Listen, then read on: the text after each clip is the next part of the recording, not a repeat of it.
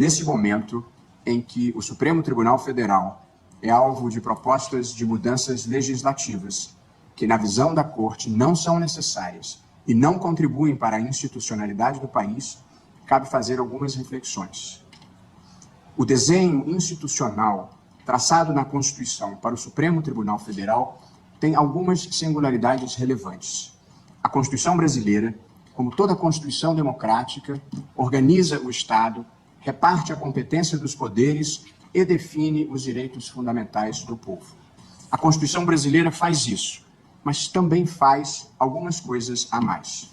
Ela cuida por igual do sistema previdenciário, do sistema tributário, do sistema de saúde, do sistema de educação, do sistema de proteção ambiental, do sistema de proteção às comunidades indígenas, da intervenção do Estado no domínio econômico, dos meios de comunicação social, da proteção da família, da criança, do adolescente e do idoso, em meio a muitas outras matérias. Essa é uma singularidade da Constituição brasileira, cuidar de muitos temas além da organização do Estado, repartição de competências e definição de direitos.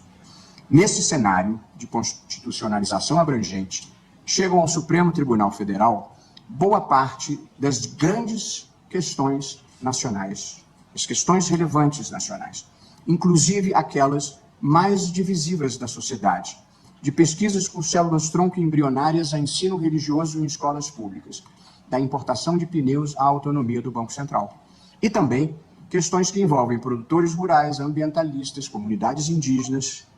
Como intuitivo, é inevitável que o Supremo desagrade segmentos políticos, econômicos e sociais importantes, porque ao tribunal não é dado recusar-se a julgar questões difíceis e controvertidas. Tribunais independentes e que atuam com coragem moral não disputam torneios de simpatia.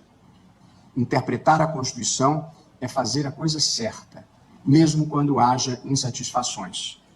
Porque assim é, não há institucionalidade que resista se cada setor que se sentir contrariado por decisões do tribunal quiser mudar a estrutura e funcionamento da Corte. Não se sacrificam instituições no altar das conveniências políticas. O Senado Federal e seus integrantes merecem toda a consideração institucional do Supremo Tribunal Federal e, naturalmente, merecem respeito às deliberações daquela Casa Legislativa. Porém, a vida democrática é feita do debate público constante e do diálogo institucional, em busca de soluções que sejam boas para o país e que possam transcender as circunstâncias particulares de cada momento. Nesse espírito de diálogo institucional, o Supremo Tribunal Federal não vê razão para mudanças constitucionais que visem a alterar as regras do seu funcionamento. Num país que tem demandas importantes e urgentes, que vão do avanço do crime organizado à mudança climática, que impactam a vida de milhões de pessoas, nada sugere que os problemas prioritários do Brasil estejam no Supremo Tribunal Federal. Até porque as mudanças sugeridas já foram acudidas, em sua maior parte, por alterações recentes do próprio regimento do Supremo. Nos últimos anos, o Supremo Tribunal Federal enfrentou o negacionismo em relação à pandemia, salvando milhares de vidas. O negacionismo ambiental, enfrentando o desmatamento da Amazônia e a mudança climática, bem como funcionou como um dique de resistência contra o avanço autoritário.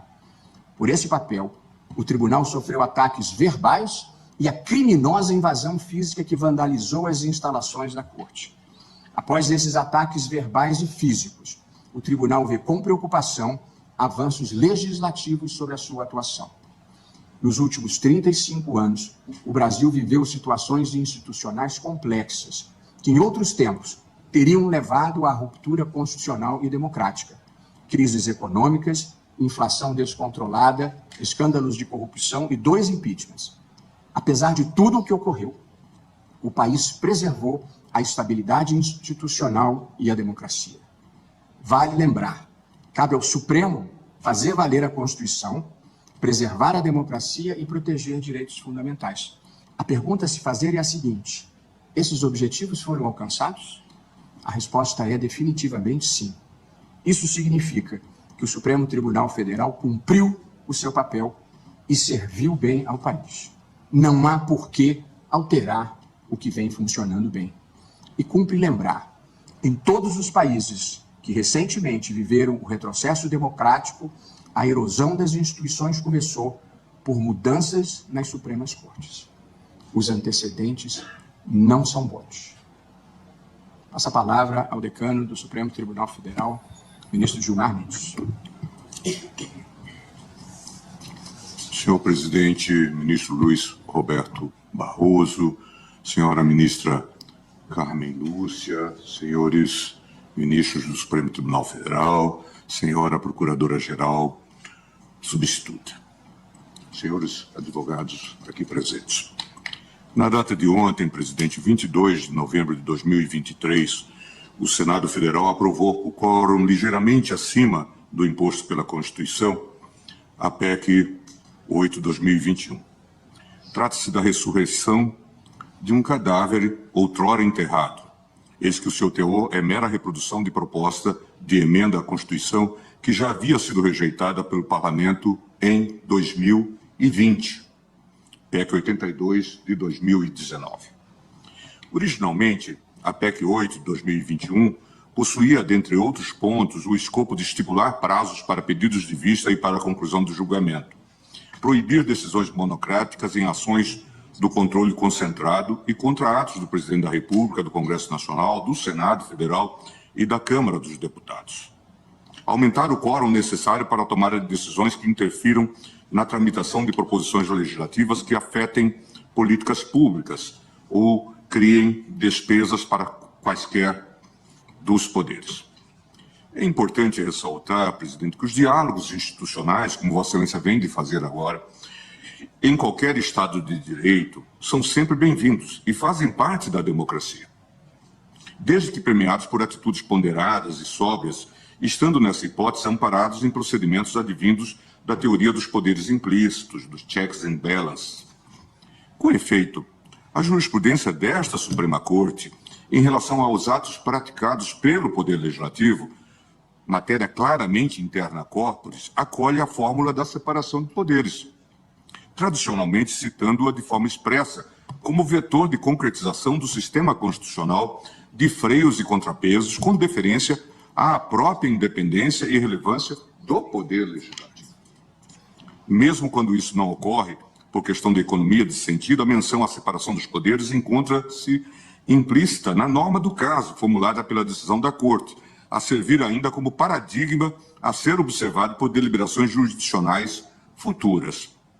A mesma postura deve ser igualmente observada de forma inversa, a impedir que parlamento pretenda imiscuir-se nas normas de organização de procedimento decisório e julgamento do Supremo Tribunal Federal. E isto também vale para as demais cortes, uma vez que a independência judicial é o fundamento básico do Estado de Direito. Pontuo que a separação de poderes é cláusula pétrea, como todos nós sabemos.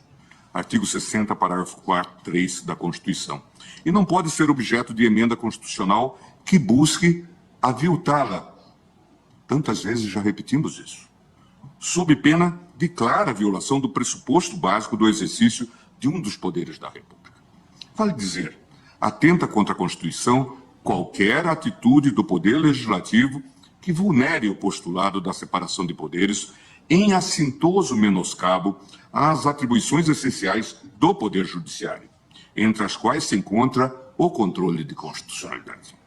O Poder Judiciário livre, independente e ciente do seu papel institucional é pressuposto para o adequado adimplemento dos objetivos da República, para fiel cumprimento dos postulados em que se fundam o Estado Democrático de Direito e para o devido respeito à cláusula constitucional de separação dos poderes, que tem uma envergadura e uma fonte de ação amplíssima, inclusive no que concerne ao Judiciário, é o lastro da ideia da independência do Poder Judiciário e dos juízes. É relevante vaticinar, mesmo na atual conjuntura histórica do nosso país, como já o fazia o nosso sempre decano, o ministro Celso de Mello, que esta Corte Suprema, atenta à sua alta responsabilidade institucional, não transigirá nem renunciará ao desempenho isento e impessoal da jurisdição, fazendo sempre prevalecer os valores fundantes da ordem democrática e prestando incondicional reverência ao primado da Constituição, ao império das leis e à superioridade ético-jurídica das ideias que informam e animam o espírito da República.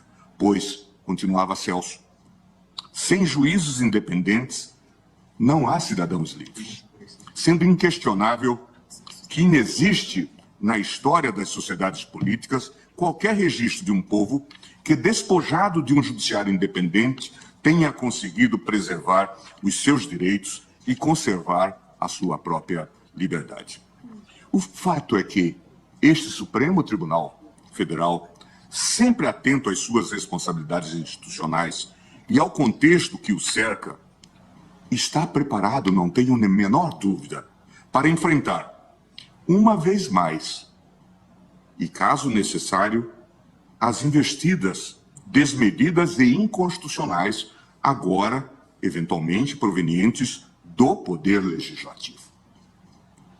Lembro aos ministros, recados da rua chegam a todos nós, dando conta de que o projeto de emenda aprovado é mal menor, tendo sido endereçado a esta casa, agora como forma de impedir possíveis reformas ainda mais drásticas ao funcionamento da Corte, ou mesmo a instauração de processos de impeachment contra membros deste tribunal. No particular, senhor presidente, é preciso altivez para rechaçar esse tipo de ameaça de maneira muito clara. Esta casa não é composta por covardes. Esta casa não é composta por medrosos. Cumpre dizê-lo com a serenidade, mas com firmeza. E com o desassombro que esse tipo de investida exige de todos nós, membros desta casa multicentenária. Este Supremo Tribunal Federal não admite intimidações.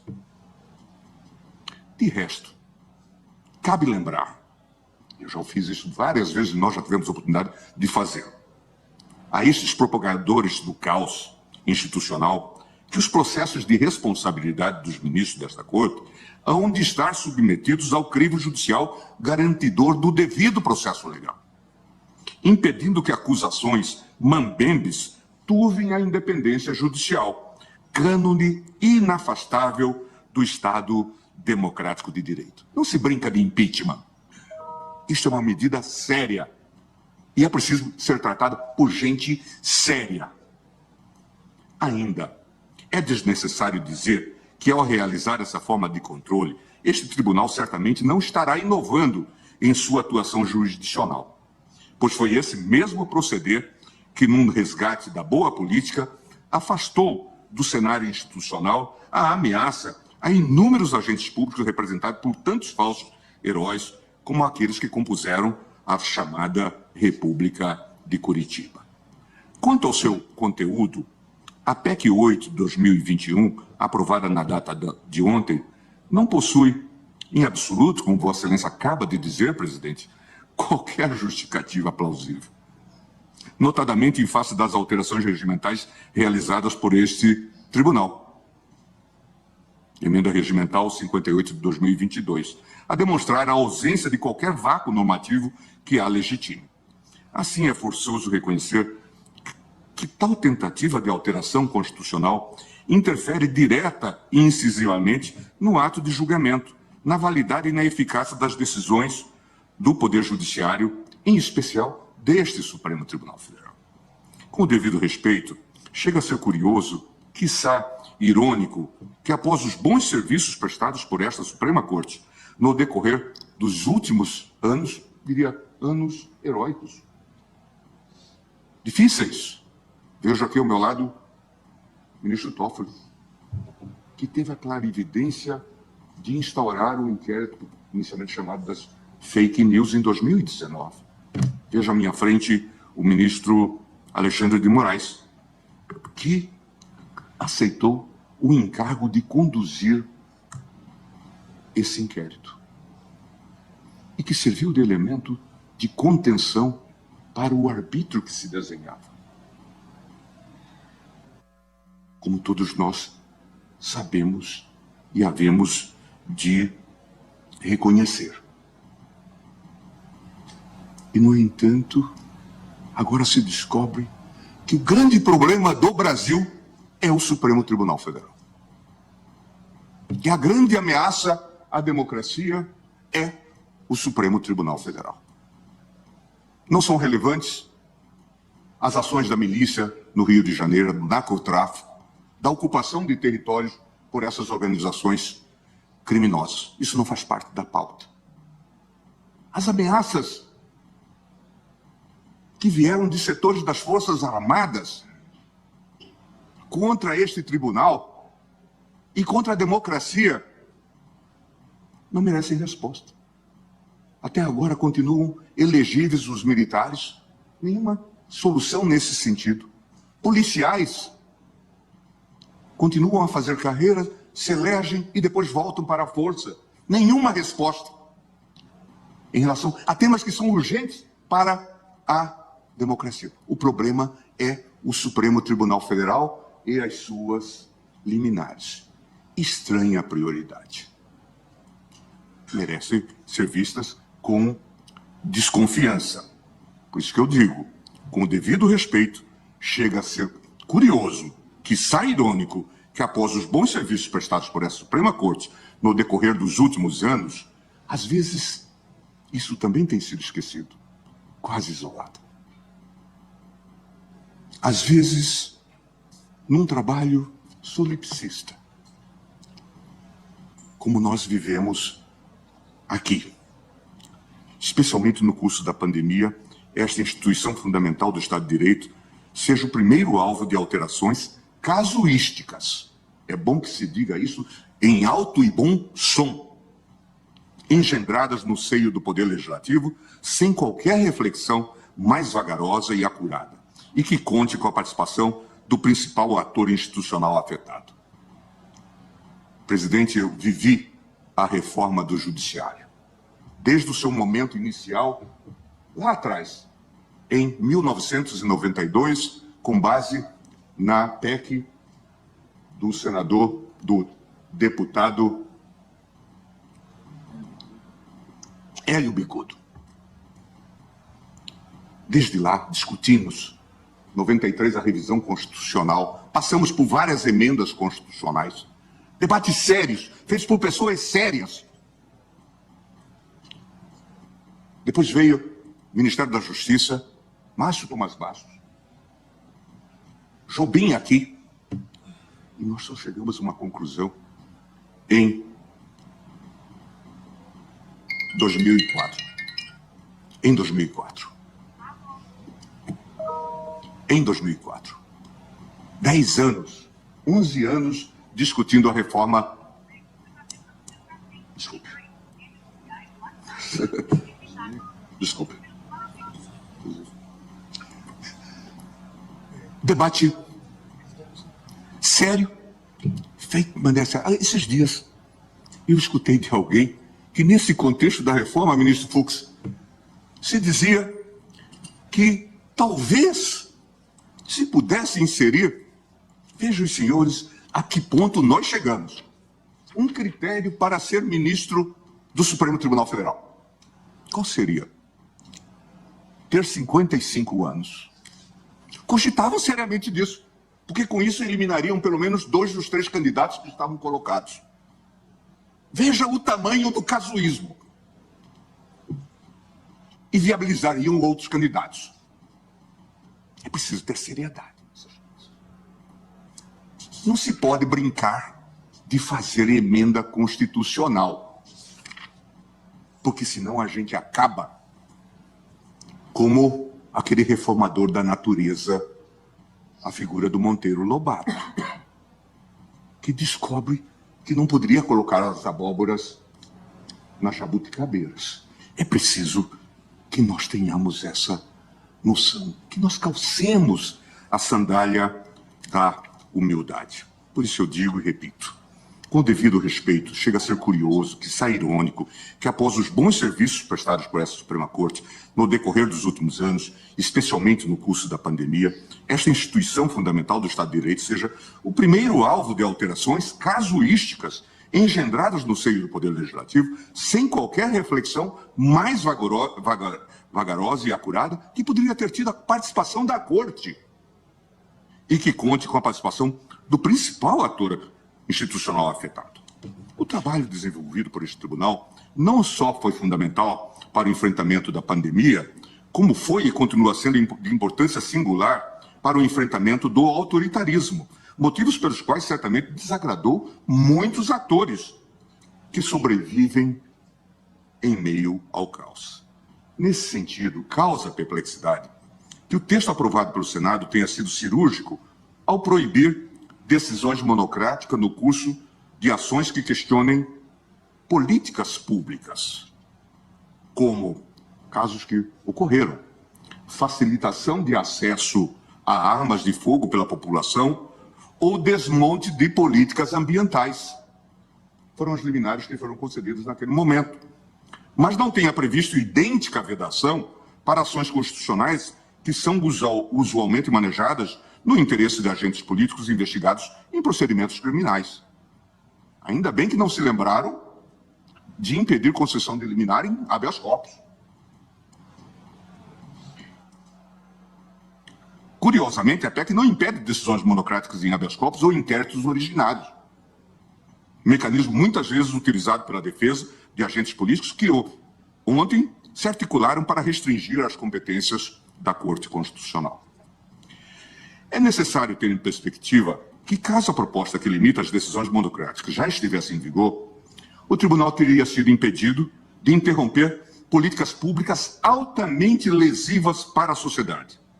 É o caso da política armamentista do governo anterior, da abertura indiscriminada do comércio durante o auge da pandemia e de estímulo a tratamento ineficazes de combate ao vírus, cujo emblema é a famosa cloroquina.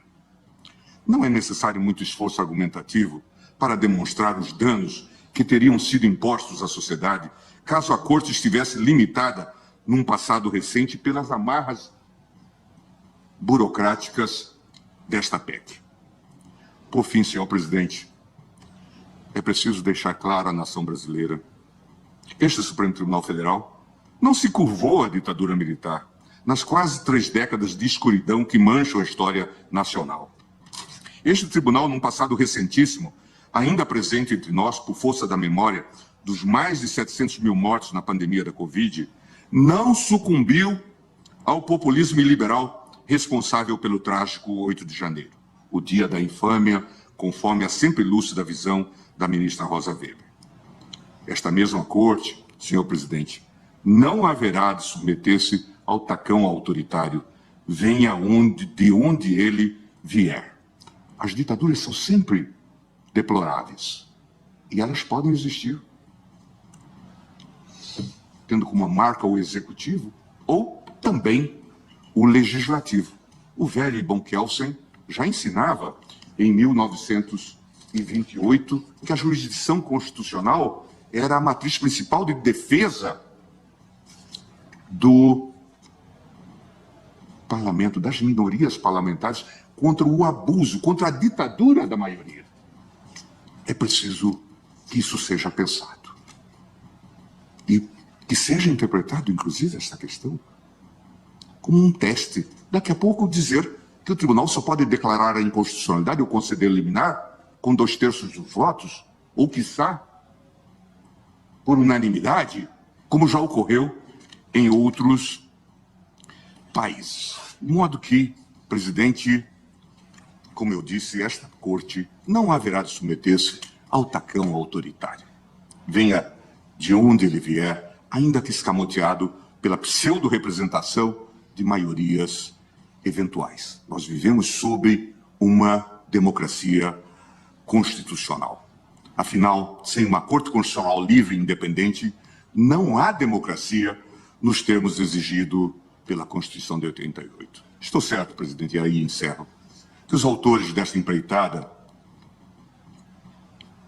começaram, né, travestidos de estadistas presuntivos e a encerraram melancolicamente como inequívocos pigmeus morais. Muito obrigado.